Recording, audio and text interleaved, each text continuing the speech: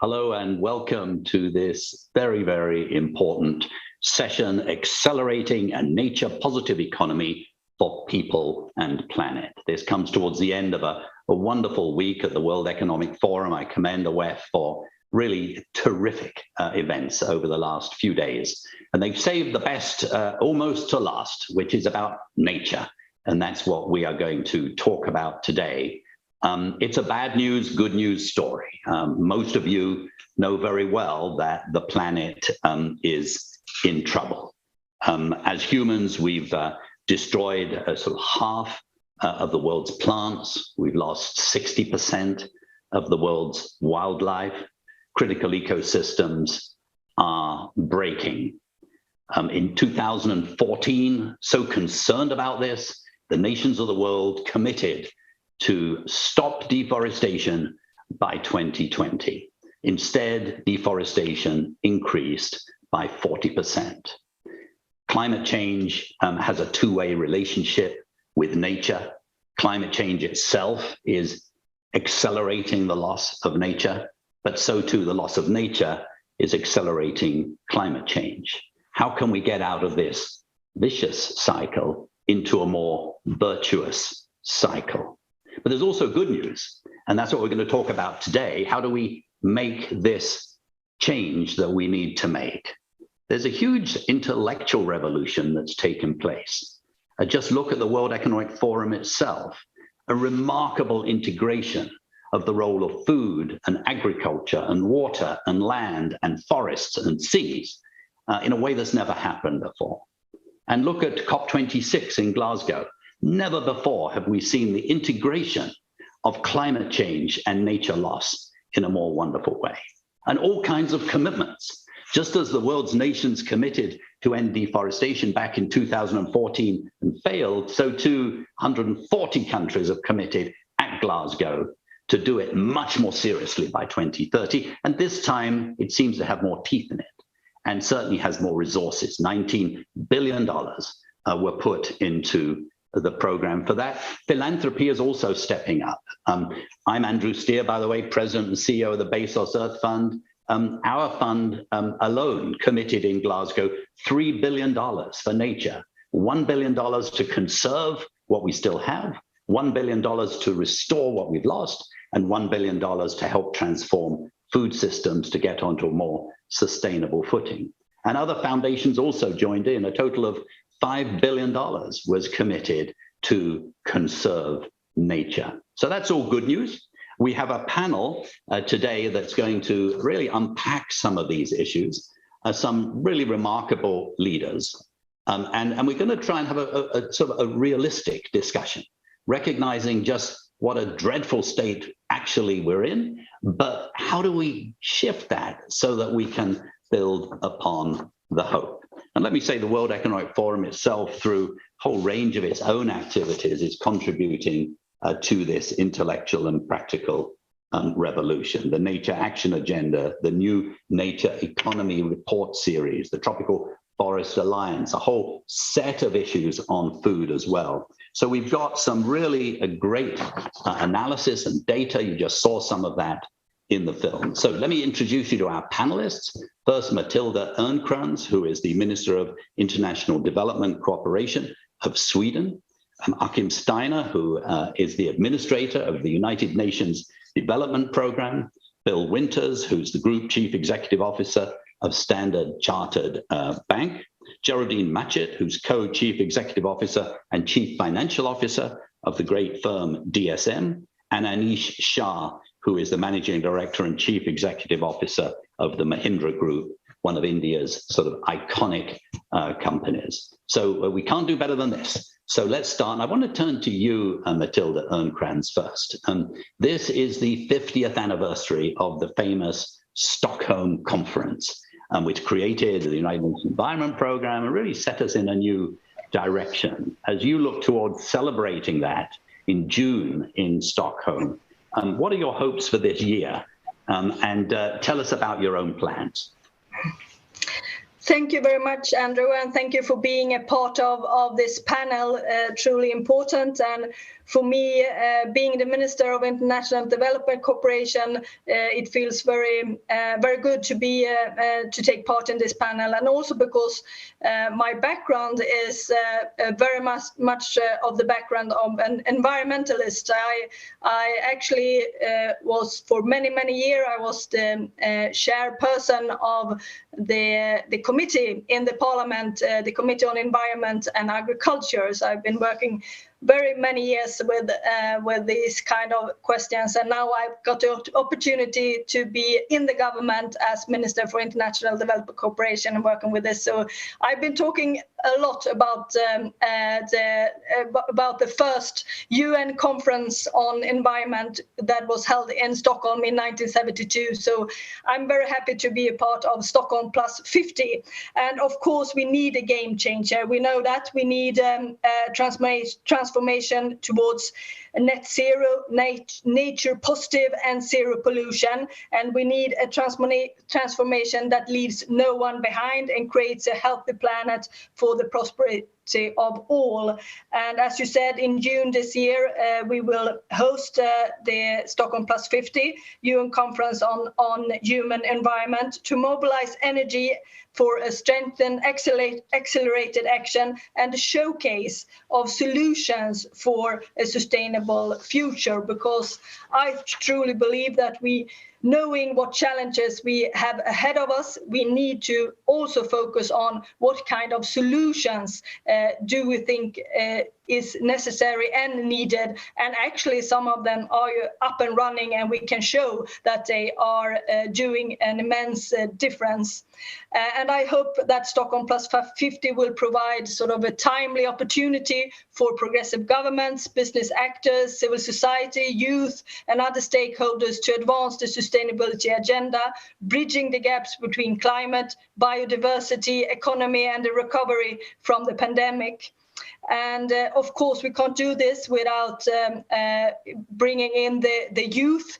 And I am very pleased that we have established a youth-led Stockholm Plus 50 Youth Task Force, which aim to promote structures for meaningful youth participation by strengthening the voice and representation of young people. So that's our hopes. We hope that Stockholm Plus 50 will be a transformative moment and contributing to new understandings on how our economies, societies, and stable climate and resilient biosphere, how they are inseparably interconnected and generating urgent actions towards sustainability and ensuring the well-being of current and future generations. And I stop that so we can have a more of interactive conversation in this panel. Thank you. Well, thank you so much, Minister. Just one follow-up question. So obviously, Sweden's one of the most generous countries. You're Minister of Development Cooperation. As you look at your own portfolio in nature, what will be your priorities moving forward? What are you probably don't want to tell us what big initiatives you're going to announce this year, but give us a hint. No, but I think, and I can say so much that you know that Sweden is one of the largest contributors when it comes to international green financing, and we have raising ambitions when it comes to green financing, but also when it comes to biodiversity in development cooperation, and we are in this together, and we must seize every opportunity to sort of make peace with nature, but with strong focus on implementation and implementation. And as I said, we are offering Stockholm Plus 50 as a stepping stone for urgent actions for this. And as I said, we have as a priority from the Swedish government, we have raised our ambitions when it comes to green financing, and I hope that we can contribute and in this area at Stockholm Plus 50, and showing also how we can get financial support from countries, but also from business sectors and so on, and how we can meet the needs and priorities from when it comes from countries, developing countries, of course, out of what they need us to support them, because we're in this together and we have to do this transformation together in a fair way. That's great. Thank you so much, Minister. Let's turn to Achim Steiner. When the history books are written, Achim will be, for this point in history, one of the most important players in really moving the sustainable development forward at the international level. A two-term head of the United Nations Environment Programme and now leading the United Nations Development Programme. Achim, this is a pretty important year. You sit at the center of it. We've got a biodiversity convention meeting to make 10-year commitments. We've got the biggest probably UN ocean meeting in Portugal, and then obviously we head towards the COP27, and obviously we have Stockholm plus 20, Stockholm plus 50. What are your aspirations for this year? What gives you hope, and what are you doing? Andrew, thank you first of all for the kind introduction. It's a great pleasure to join the WEF and such a distinguished group of panelists. And in the good tradition of WEF, let me be very brief and then perhaps dive a bit deeper. So as you just laid out, it is a very special year, but I think my first priority would be how do we leverage the post-pandemic recovery precisely to mobilize the kind of switches in policy investments and actions that allow us to accelerate that nature-positive economy, because I think it is critical for us to realize that the world is in a very distressed moment, in a very economically, socially disrupted moment. And I think there is an extraordinary opportunity to build forward better. And therefore, how we combine these aspects that the ministers just spoke to, that you alluded to an overall recovery narrative, but also investment plan, I think is critical. That immediately links to financing. I think we need to tackle the issue of financing in order to overcome the experimental, the incremental, and actually get to scale. And two things here I think will matter in particular. One, can we deal with the distortions in our economies, whether it is the fossil fuel subsidies of over $420 billion that still essentially drag us in the wrong direction. And the same is often true for land use, for the use of natural resources. And secondly, how do we make investments more attractive, more effective and scalable? So in UNDP, SDG Impact, which is an attempt to develop the norms and standards that would allow governments and businesses to go to the financial markets and actually raise capital through bonds, is one example of how we can actually multiply the finance that is available globally, but also nationally. The Task Force on Nature-Related Financial Disclosures that has been set up to also help financial markets and investors to be able to essentially step into this arena that is still in many financial sector daily realities uncomfortable, unknown, or at least very risk associated. And thirdly, digital technology. Clearly, much of what will happen in the next few years when it comes to scaling has a great deal to do with the deployment of technology. So these are three, let's say, domains with which we can actually not only tackle a nature-specific issue, but actually deal with what is really the context of our economic and policy decisions as consumers, as investors, as producers. Thank you, Achim, very much indeed. Could I just follow up on one of the last things you said about digital and big data? How much of an opportunity does that provide us to hold accountable and find solutions, deliver results in a way that would not have been possible 10 years ago?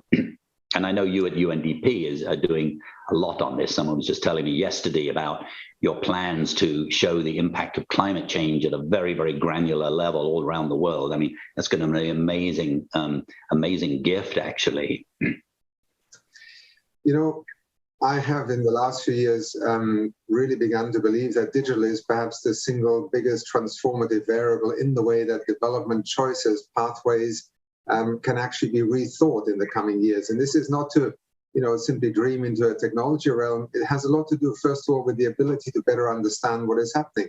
You led at WRI Global Forest Watch. I mean, it's a great example of how we can use satellite data literally in real time almost in order to look at what's happening to our forests. it's not only an issue of transparency of illegal deforestation, it's also deal with the risks of fire.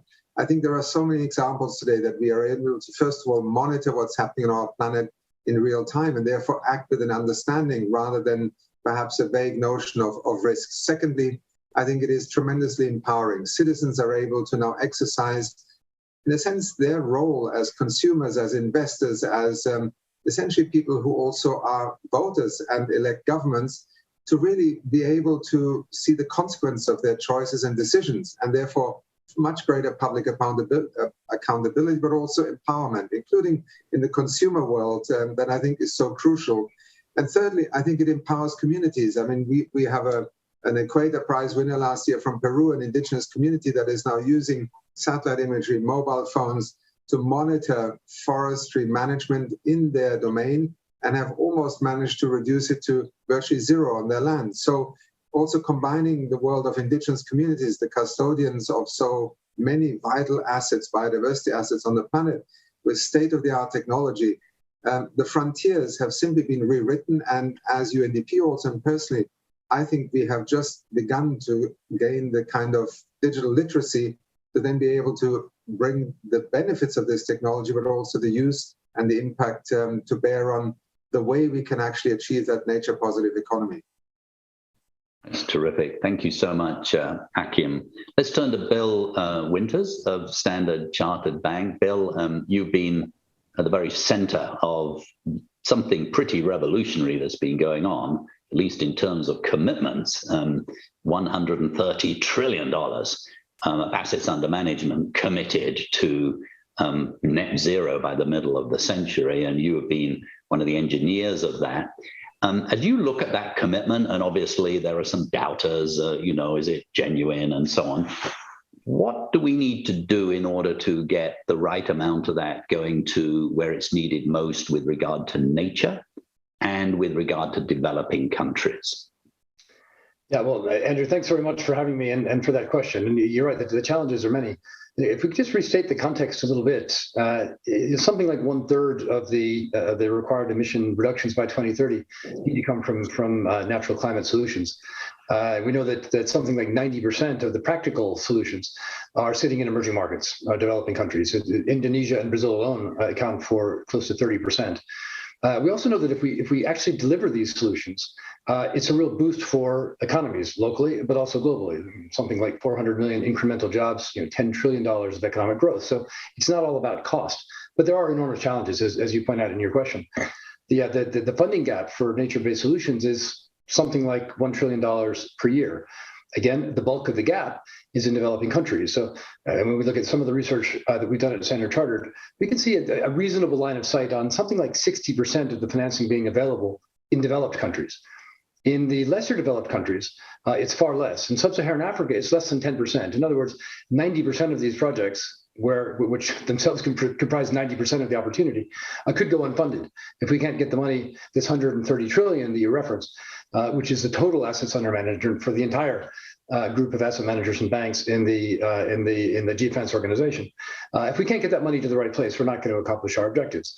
When we ask our clients and do our own research, what are the critical components to delivering this money into the right place? One, we have to get a good measure of the baseline. Corporations are making net zero commitments, but those mean nothing if we don't know with some clarity where we're starting, because that's the beginning of the process to hold the corporate world and everyone else accountable. And I can reference that in the context of TCFD. Couldn't agree more. Second, we've got to identify not just the ESG funds. There's actually enough ESG fund money that's either there or will be there. It's getting it into the hands of the highest impact users of that financing. And that for sure is going to require not just private financing, but also public financing. And importantly, that the catalyzing effect of development organization, governmental organizations, crowding in private capital. We're not fully developed there at all. And then broadly developing the other techniques, whether it's standardized underlying commercial contracts, apportionment of political risk or development risk into the hands of the people that can actually put the financing structures together to deliver this $1 trillion plus per year, recognizing that there's another $2 trillion per year that's necessary for the underlying reduction objectives that corporations have committed to in the context of their own net zero plans. So it's never all about the money, although the money is a pretty big obstacle right now. And there's a huge amount of work going on in GFANZ, inside the private sector, inside the asset management organizations to channel that money. But it's definitely going to require some partnership with the public sector as well. Thank you very much, Bill. Could I just ask you about something else that you've been leading on, which is the sort of voluntary markets, carbon markets or carbon credit markets for nature. You are heading a committee that's sort of trying to, or a task force that's trying to really set standards and get everybody onto the same page, as opposed to the past where you couldn't distinguish high quality from low quality, and so the whole thing evaporated. Just tell us a little bit about that journey this year. Yeah, it's been fascinating and I think hugely impactful, at least prospectively, although I think we're already seeing the effect. So the carbon markets have been around for years, and we know that there are government-backed markets, not least the European emission trading system, which have been very effective in reducing carbon emissions within the confines of those programs. Obviously, China, the largest emitter, has embarked on their own government-backed or compliance program, and there are early signs that will also make a difference. But there's big chunks of the emissions, like well over half of the global emissions, that aren't covered by government-backed markets, and that can only be exchanged through a voluntary market. The voluntary market's been around for 30 years, but it became very, very small because there was no confidence that the contracts, that the credits that were being originated were actually reducing emissions from the environment. So we set out about a year and a half ago. We ended up with 450 members, 250 separate organizations representing civil society, NGOs, academics, emitters, asset managers, money intermediaries, saying we have two objectives. One is to set a very high standard that we can all agree to, that can then be implemented and actioned. And second, to put a governance framework in place so that those standards can be maintained as we have developed a better understanding of the science or as the situation in the world changes, et cetera. And we did that. So in the second half of last year, we went from a task force to a formal governing body. It's called the Integrity Council of the Voluntary Carbon Markets. It's the board of directors, who are the ultimate adjudicators, are majority non-aligned parties, in other words, NGOs or academics who don't have an economic interest in the underlying market. We've made a first stab at a very clear set of standards for what qualifies as a legitimate and high quality carbon contract. The Integrity Council is now working through the very specific details of what that means. The governance body is up and running. It's advised by an expert panel of I think names that we would all recognize as masters of this trade. And we've already seen a dramatic impact in terms of the amount of money that's changing hands in order to, for the most part, deliver nature-based solutions. And the market's increased in size by about 5 times. The final headline, if we get this right, we go from 2020 reductions through offsets of about 180 million tons to, in 2030, 23 gigatons. Right? That's what can be funded if this carbon market ramps up just in the next 8 years in the way that we think it can.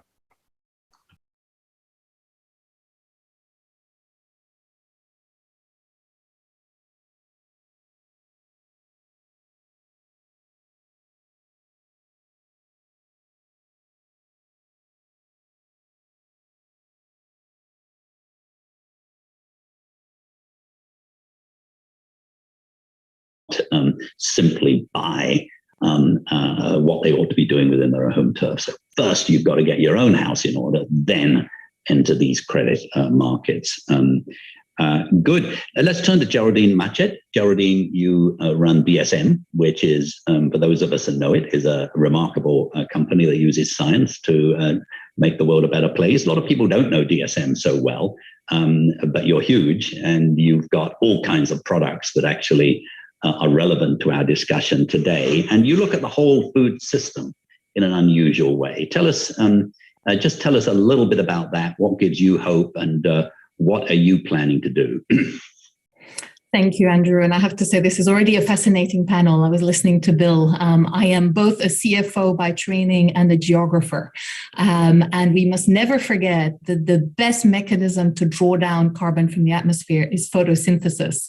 So actually, vegetation, nature, food production has everything to do with carbon credits, carbon markets, and I'm sure we'll get there because it has a lot to do also with scaling some of the innovations that without these voluntary carbon markets may be a little bit challenging. Maybe just a one thought that I would like to put forward before I talk about DSM and how we see things is that sometimes when we look at food systems, there is a bit of a demonizing of food production, but it's good to look back for a second and realize that in 70 years, the lifetime of one person, we have 3 times more human beings to feed on this planet. So, from the 2.5 to this nearly 8 billion people. And at the very same time, the number of people in extreme poverty shrunk from 70% to 8%. Now, 8% is still far too many, it's still 650 million, but it just shows that how we have, as humanity, managed to find ways of increasing predominantly the production of food. Now, of course, now we're realizing that the scaling of that food production is now coming back to bite us. And the video that we had as an introduction is a good indication of how we have depleted our topsoils, how we have basically damaged planet Earth. And the way we like to think about food systems is that it is the flip side of climate, both in terms of cause, but also the most disruptive. And I think it's super important for this audience to realize that effectively, when we talk about the food system is in crisis, and we are a science-based company, people tend to think about sub-Saharan Africa, vulnerable populations. No, we're thinking about every single geography is under pressure when it comes to food production. Look at the floods yesterday or the week ago in Brazil, the fires, the droughts. It's everywhere we look. We have an absolute emergency when it comes to food production. So the climate emergency is actually a food production emergency. And I think in many countries, we forgot that food is actually a national security topic. Now, to the point of what can we do? Because I think we all, most of us realize the degree of severity of the situation. And while we've been hearing a lot about some of the more structural actions that one can take, there are also some very pragmatic actions. And as you said, we are a science-based company sitting in the middle of the value chain because we're the company, we're world leader in what makes food actually nutritious for humans and for animals, which means that we look upstream to the production of food, in particular proteins, whether it be animal-based, eggs, dairy, meat, plant-based, but the production, can we make that sustainable? But also what people are eating, because currently we're eating ourselves sick, unfortunately. So diets have a lot to do with actually sustaining healthy people on a healthy planet. Now, 3 topics I would like to throw in and leaving time for debate. One is scaling regenerative agriculture. To the point that photosynthesis is the best mechanism to draw down CO2 and carbon sequestration, scaling regenerative agricultural practices in all geographies at scale must be a priority. For that, we also need to connect producers to consumers, and therefore transparency is important. And all of the companies that we work with upstream and downstream are thinking about this and how we tie it to capital markets, etc. So one food for thought is all about regenerative agriculture and how we tie it to capital markets, etc. So one food for thought is all about regenerative agriculture. The other one is to be pragmatic. We have found that you need to take value chain by value chain. It's very difficult to talk generically about food production, food systems, but when you start saying, for instance, how do we get to a net zero dairy chain? It's absolutely possible in today's technologies, but how do we do that? And bring together all of the stakeholders, including legislators, technology, digital's been mentioned, to actually value chain by value chain, most likely geography by geography, go to action. And that is the second sort of thought I would like to put forward. And the third one is actually the true value of food. And there was a great session earlier this week, again, in the context of the WEF week, looking at how do we actually factor in the real value that food production brings. Basically, a society cannot be stable without a stable food production system. And how do we start quantifying not only the cost of food, and there's a lot of talk about inflation. So if you bring in the externalities, it doesn't make food too expensive. But if you actually look at the benefits, then you start getting an equation that's much more balanced. And that can help, for instance, countries and legislators to repurpose 700 billion of subsidies that go with food production, which are currently not in the right place. Wow, thank you, Geraldine, very much. Could I probe on just one of those examples you gave, where you mentioned the net zero dairy chains, for example? Now, you, I know, have developed a product, and I'm sure other companies have too, but I bet yours is the best, to change the feedstock for ruminants that will significantly reduce their methane emissions. It strikes me, though, that that's the sort of thing that ought to be subsidized because it costs more than regular animal food.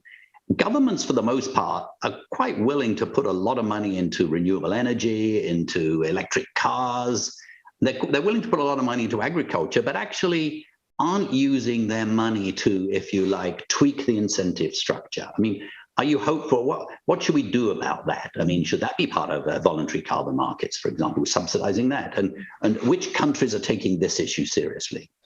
Yeah, I mean, this is a very good example of how do we scale a very effective innovation. So in 2 words, if you add 1/4 of a teaspoon of this ingredient into the feed of a cow, you can reduce the methane burnt by cows by 30%. Now, when we started this innovation more than 10 years ago, people thought that was a very weird thing to work on. But of course, if you look at last year with the methane pledge at COP26, agriculture is the second biggest source of methane, and we know it's the low-hanging fruit when it comes to climate change. Now, how do we scale the adoption? It requires zero infrastructure. You basically just add something in addition to grains and vitamins and whatever other nutritional ingredient, you just top this up. How do we scale that? And what we're seeing is there's actually, and I'm quite hopeful because we're seeing, thanks to the attention on methane, we're seeing a lot more traction from countries realizing in their NDCs, oh, methane is actually something we need to tackle. But voluntary carbon markets could help a lot because farmers need to benefit from transitioning to sustainable practices. If farmers are not better off and see a much brighter future when they adopt regenerative or adopt Bovaer, which is our feed ingredient, as one of the examples, it's very difficult to gain speed. And that's where the support of legislation and regulation can be extremely helpful. And this is one example. And I'm sure we'll talk about, track and tracing, digital imagery, all of these technologies can really turn our farmers into the custodians of planet Earth. But we need to be able to put a little more muscle behind scaling these innovations much faster. That's great. Thank you so much, Geraldine. That was great. Let's turn to Anish Shah, who is CEO of the Mahindra Group. Mahindra Group is quite remarkable for having an integrated approach to the way they treat water and land and climate and so on. And I should say, Anish, we are very grateful to Mahindra because when we established the Sciencebased Targets Initiative, it wasn't clear how many companies were really going to sign up. When the Mahindra Group got all of your companies to say, look, we have to be scientific. We've got to make ourselves accountable. We've got to be transparent. That was an absolute tipping point. And now we have, 3,000 companies around the world signed up to that. So very grateful. What is on your mind as you think about these issues relating to nature? Andrew, first, thank you for your kind words. What's on our mind is that we really need to find a way to reimagine capitalism, where growth and impact should coexist. Because without companies coming forward to make a significant contribution, this effort's going to fail. But if we do make a significant contribution, we've got to be bold about the targets we set. At Mahindra, we have set a target of getting to net zero by 2040. But 2040 is a long way off. And I'm not likely to be the CEO at that point in time. So what we have to do is, what are the targets we set for this year, next year, and the year after that?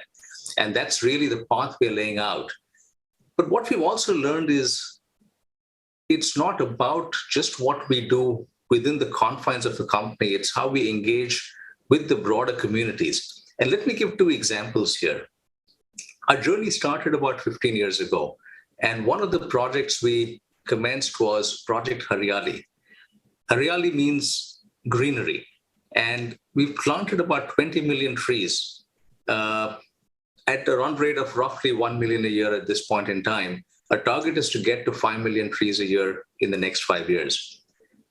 But the real difference we've made is the impact that these trees have had on tribal communities in various states. And one example of this is a tribal community in the Araku Valley of Andhra Pradesh, a state in southern India. Fruit trees were planted there with the help of the tribal community that provide soil nutrients and shade to enhance the quality of coffee that is grown by them. And the coffee became so good that they could actually start taking and selling this, and has now become famous as Araku coffee. It now has a store in Paris and is a connoisseur. It's treated by connoisseurs as some of the best coffee in the world. So this is something that really is transforming livelihood for communities. And based on that, the community has developed a holistic program based on biodynamic farming that has increased the yield of coffee, enhanced its taste, helped them get premium prices for their produce. And that has resulted in greater community engagement, greater tree plantation. Across the trees we planted, we have an 83% survival rate, which is quite high. And that's really more important in terms of sustainability of these programs. And if you look at the net carbon sequestered annually by the current population of trees, it really covers half our scope 1 and scope 2 emissions. So that is a significant step forward for us. A second example I'll talk about is around being water positive. We have been water positive for the last 7 years. And we've got a large family of employees, 260,000. But we've had a lot of enthusiasm across various companies, and they've done extensive rainwater harvesting, adopting water recycling, eliminating leakage, enhancing productivity, etc. But here again, the biggest impact we've had is with communities. An example here is we did a project with about 32 villages in the state of Madhya Pradesh in central India.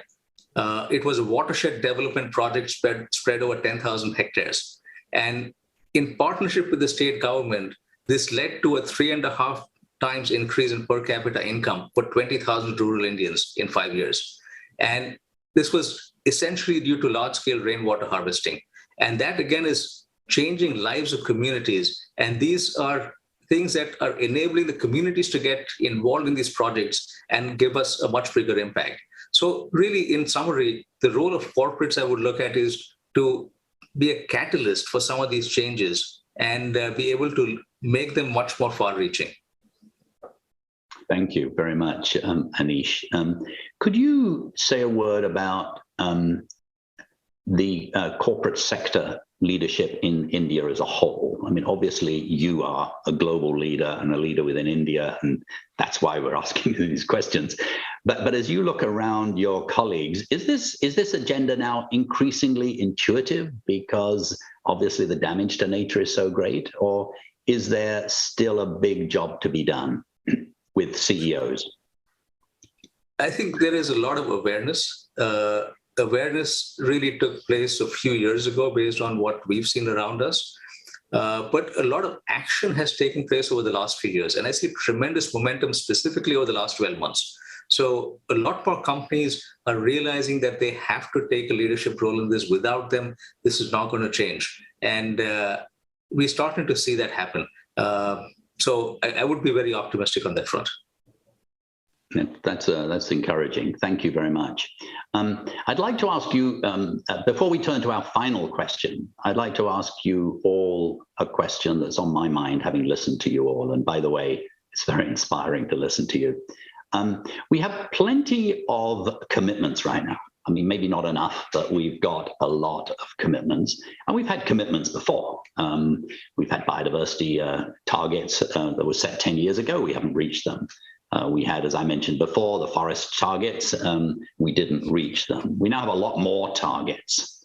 Let me ask you this. What would it take to create more of a sense of an accountability? And do you feel we now have that? And could I link that also to coming back to the very first question about Stockholm plus 50? In Stockholm plus 0 in 50 years ago, I mean, that's when the United Nations Environment Programme was created. Prime Minister Indira Gandhi came and said, you know, and it was part of a real movement. Maurice Strong went out, and UNEP has played an incredible role since then.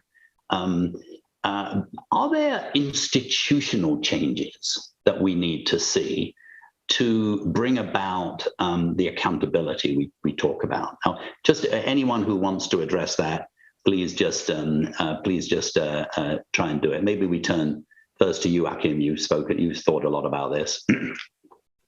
And just very brief answers from whoever wants to. Very brief, and I hope Stockholm Plus 50 will provide precisely that kind of introspection in order to move forward. And I think certainly targets are important, but we also have to be very clear what makes people then adhere to targets. And one is maybe the accountability to others who signed up to it, but in, let's say, the political arena, also our citizenry. I think the greatest way in which we can accelerate and scale up action is to have these targets, but then to invest actually in the ability of citizens to hold those who commit to those targets accountable. If a corporation commits to doing something, then it should be able to, one, be recognized for it, but also to be held accountable, equally governments. And we know that in the international arena, we will always not have a policing enforcement paradigm that really can be invoked. And yet the NDCs, many consider them to be, just documents. It's interesting, these national climate strategies that now underpin the Paris Agreement, Glasgow, they've actually become more than just a document that you hand to an international process. They're beginning to drive national climate budgeting investments. And I think that is certainly one area. We need to empower those who can actually exercise authority to hold that accountability alive. And secondly, we also need to learn that in the way we set targets, that we cannot solve the world's problems one by one in isolation. This is why the SDGs, the 2030 Agenda, is so fundamental to actually giving us a different paradigm of investment. You can enter it, a climate change investment can happen through decarbonization, renewable energy, a poverty reduction project for that matter. But actually it is when you bring these benefits together, you suddenly talk about transformation. So targets need to be smartly formulated. Thank you. Right. Thank you. Thanks very much, Achim. Anyone else like to take on that question? Bill. I'd be happy. I think Achim's answers, which were largely focused on what the public sector can do, are critical. What we notice clearly is a big stepping up of the private sector. And the analogy that I tend to use is not very friendly, but it's tightening the noose on all of us. And the noose starts with measuring properly. And I think that the steps around TCFD have begun that. Second is eliciting commitments. There's no shortage of net zero commitments at this point, although there's clearly more that we can do. But then the key is the ongoing accountability. And that accountability has got to come from the stakeholders for the private sector companies. And the stakeholders, first and foremost, are the owners. So we're talking about the asset managers and the people who fund the asset managers, pension funds, insurance companies, many of whom get back to the public sector. But I think if we circle the problem and remove the excuses that people like me, corporate CEOs, the excuses that we can deploy to explain why we're not quite there, and just do that one at a time. And we heard it quite clearly from Anish in terms of the way that Mahindra has approached this. Likewise, DSM, we can remove the excuses, step up the accountability, refocus on consistent measurement. I think the private sector can contribute its fair share. Terrific. Geraldine. Yeah, I would love to jump in and fully agree with Bill. And I would even add in here the voice of the consumer. I think that what we're seeing very clearly is that the awareness is rising. And that is good news, because then it's not about, are you going to commit to what you promised? It actually makes a lot of sense to commit to what you promised. So what we're seeing is a lot of traction around the how do we do it, not why should we do it, or, are we being pushed and who's pushing us, but very much how can we connect the dots from food production all the way to consumption, and how do we impact diets, and how do we really shift the whole system. So for me, that's one of the big things. But I think we touched upon earlier in the debate that someone said, and sorry, I forgot who it was, that digital is the biggest game changer here. And the ability to see what is going on is so different. From space, we heard it earlier this week, from the International Space Station, you can actually measure, the astronaut was telling us in Al Gore as well, the sources of methane down to the field, down to the location. And I think that transparency creates much more accountability and responsibility as well. So I think there's a technology and a consumer play here as well. Terrific, terrific. Anybody, Anish, and then Matilda. Yeah, I'd like to add that it's about linking the present to the future. as you said, Andrew, we've done a great job in setting science-based targets, and we have a lot of companies signed up, but that's all about the future. What are the targets today? And then I go back to what Bill said about measurement and reporting. Are we reporting them in our annual reports? Are we having the same common measurement around it? There's a lot of effort going on there, again, led by the World Economic Forum. I think that will help tremendously. And then finally, it's about incentives.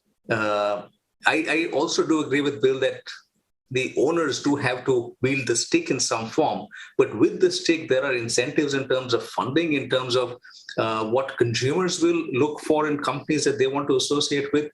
And I think a combination of that will allow companies to start getting on this path a lot faster. Terrific. Thank you, Anish. Matilda. Thank you very much. I just want to add some things. As I said, we believe that Stockholm Plus 50 offers a chance to bring together all relevant stakeholders to spotlight how we can step up when it comes to this sustainable transformation, and how we can bring together ambitions when it comes to net zero, but also a more nature positive way of thinking. But I also want to add that I think that we sometimes, because I truly believe in international cooperation. Where would we have been without international cooperation? But sometimes it feels like we are so into what challenges we have ahead of us. So we sometimes forget to remind ourselves what we have achieved together, sort of from where we were to where we are now. And I think we need to be better on that. Just look upon in the Swedish context. 30 years ago, we heated our houses with oil. That is not the question today. No houses are heated by oil. We had sort of 50 years ago, we used methods in our forestry that is not there today. It's much more better today. Look upon how we use chemicals within the EU. We have set up a regulation where we stop using the most dangerous ones. We have to substitute them with better substitutions and so on. So I think we need to be better to also sometimes and acknowledge what we have done together. But with that said, we are just in the beginning of our sustainability travel. So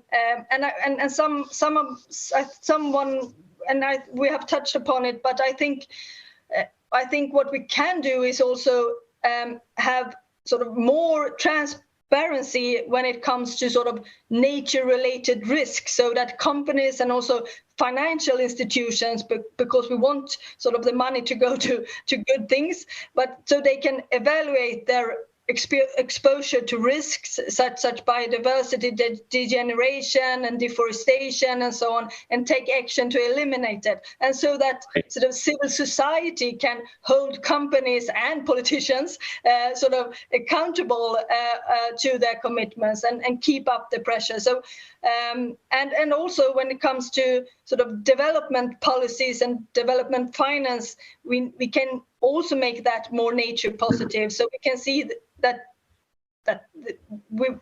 things are interlinked. But I totally. But what I wanted to say is that we need to also see and show that we can do better together.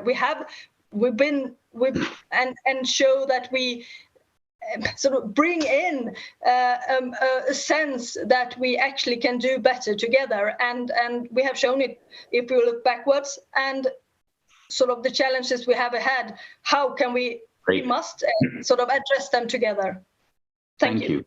Thank you very much, Minister. The Stockholm Plus 50 is going to be a great event. It sounds hopefully. Really. So we have 5 minutes left.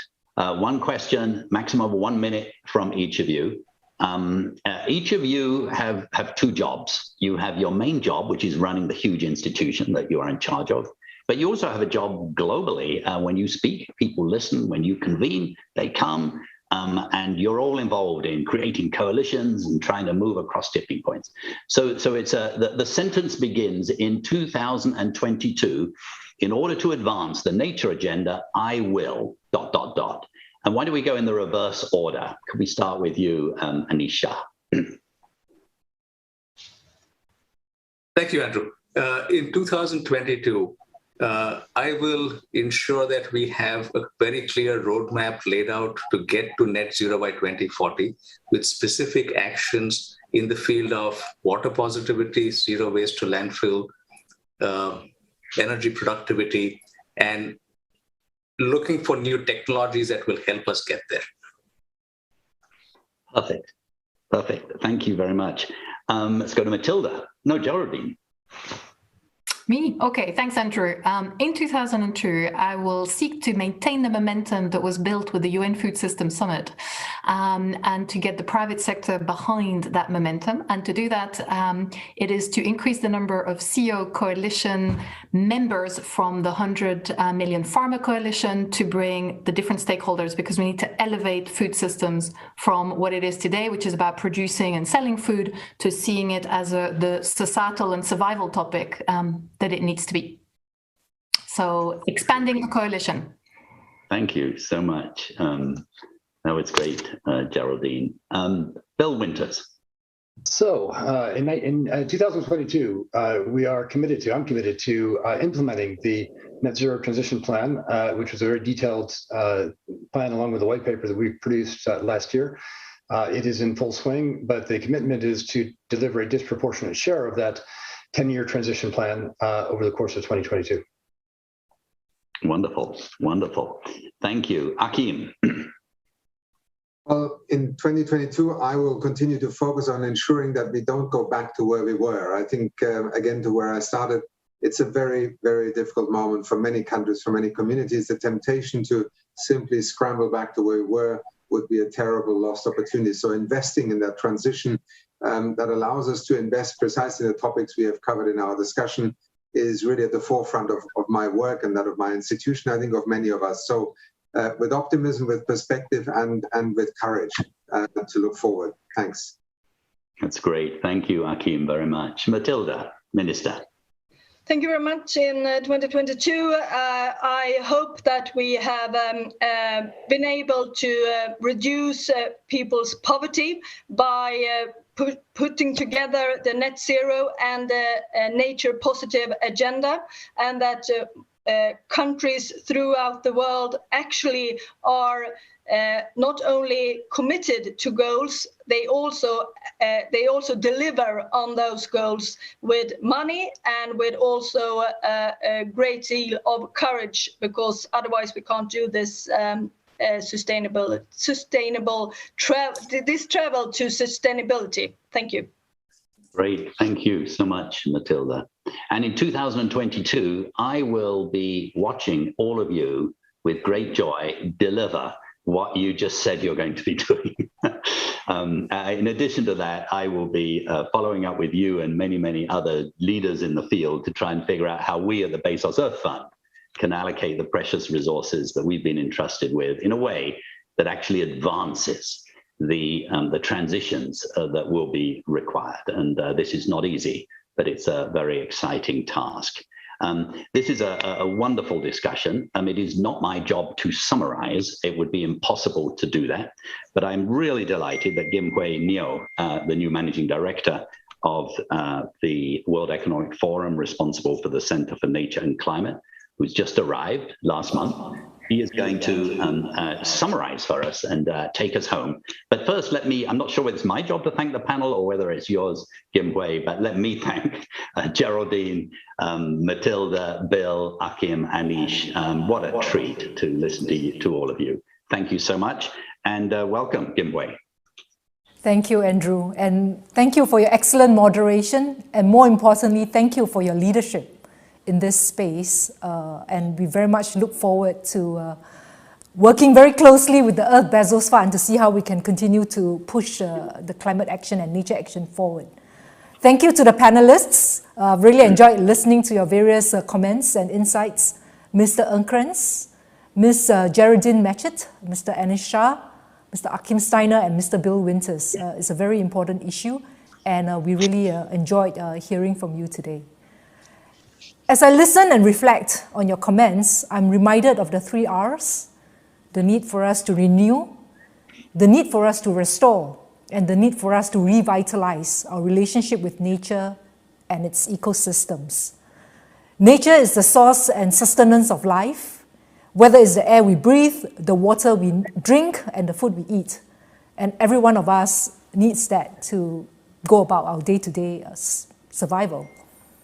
And for any business or society to endure and to prosper, we have to take pause and recognize that we have to live in harmony with nature and be very responsible stewards of the resources it brings.